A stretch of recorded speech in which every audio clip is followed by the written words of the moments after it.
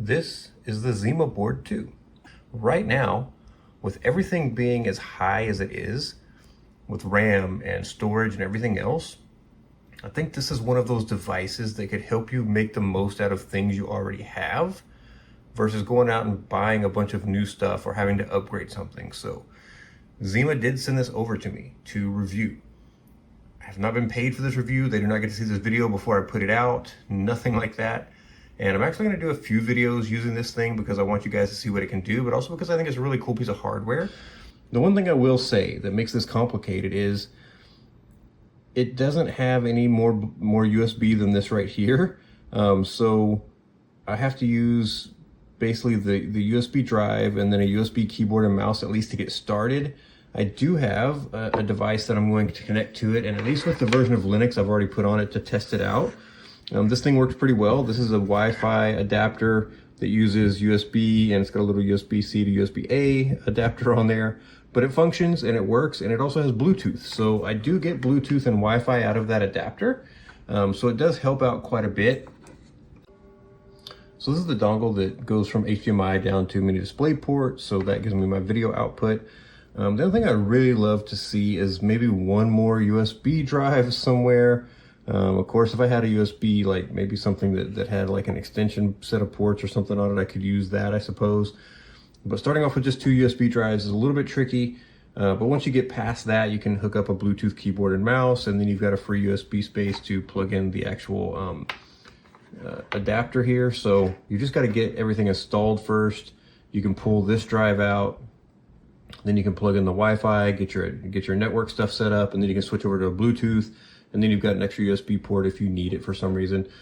So again, it's a little bit limiting to start, but I think overall it's going to be a really nice setup. The other thing that it is kind of missing that I just kind of notice is that there's no audio output specifically. So again, you'll be stuck with either Bluetooth audio or you need some kind of USB audio device or something for the PCIe. Just kind of depends on how you want to do that. If you have HDMI and the display port can push out audio, which I don't know if it can, then you could probably do something there. But another thing just to note here. All right, what have I been doing? So here's the Zima board, and I've got it set up, and I've got a couple of USB things here, but like I said, one of the limitations is that it only has 2 USB-A ports on it. This is gonna be your HDMI or your display port, and then this is your barrel jack. Again, you've got a little bit on the front here, but this is for SATA to get it connected, and then you've got a PCIe slot over there. So one of the things that I saw is there's a limitation. If I want to have Wi-Fi while I'm installing an operating system, while I've got a keyboard and mouse that needs USB, I have to have it set up this way. So in this case, this is for a remote control. I did have this set up, so I installed Lubuntu or Lubuntu onto this thing just to have a lightweight distro. And then I've been working on an app where I use an Apple TV in my bedroom, and I wasn't real happy initially with SwiftFin. It's gotten a lot better in the last actually month. Since I've been starting this project, but I did want a way to say like, hey, I want to have a way to kind of have my own row queue system, I guess, where I have different apps that I can install and do things with the same way as an Apple TV or anything else. But I wanted something open source. And when I looked around, there really wasn't much. I know there's Kodi. I checked out Kodi. I see there's a ton of plugins for Kodi. The problem is Kodi looks much more like I'm digging through a file system. It doesn't strike me as like a media player when I set it up with Jellyfin or Jellycon or any of the Jellyfin plugins. Kodi to me is really meant to be like you have your media attached to that thing. I couldn't find a really great way to make it feel like it was streaming something. So what I've done is I've got this little remote that I just found a little review on YouTube, and it's got that USB dongle, and I can put it in mouse mode. So if I touch this button, you'll see the mouse arrow moving there. Okay, so I'm just gonna go down to the start menu here. Now normally I would just have this auto start, but I want you to see how the mouse mode works as well. We're gonna get up here, and then I have this app that I've created called Get Streaming. So if you ever paid attention, all my apps, I just call them Get Something. I've got Get My, Get Streaming, Get Healthy. I've got one that I'm making for my wife for puzzles called Get Puzzles. So I just like it, it's fun. It's easy to add it to something and it makes sense. So this will be an open source app if you guys want to go check it out. I'm still working on it and working through some of the fine details, but when I click, it does go full screen, and it gives me a nice full screen view here.